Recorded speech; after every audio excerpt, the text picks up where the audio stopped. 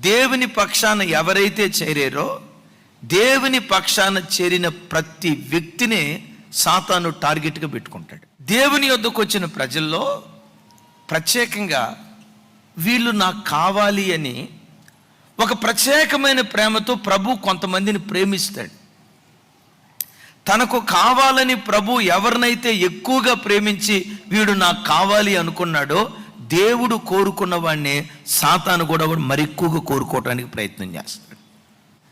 నీ ఇంట్లో ఎక్కువగా సాతాను శోధనలు జరుగుతున్నాయంటే, నీ ఇంటిలోనే సాతాను ఎక్కువగా పనిచేస్తున్నాడంటే, నీ ఇంటి మీదే సాతాను ఎక్కువగా దాడి చేస్తున్నాడంటే, సాతాను యొక్క సంచారం నీ ఇంటిలోనే ఎక్కువగా జరుగుతుందంటే గ్రహించు, నిన్ను దేవుడు ఎక్కువగా కోరుకున్నాడు కనుక సాతాను కూడా అంతే కోరుకు నీ మీద బలంగా పనిచేయటం ప్రారంభిస్తాడు.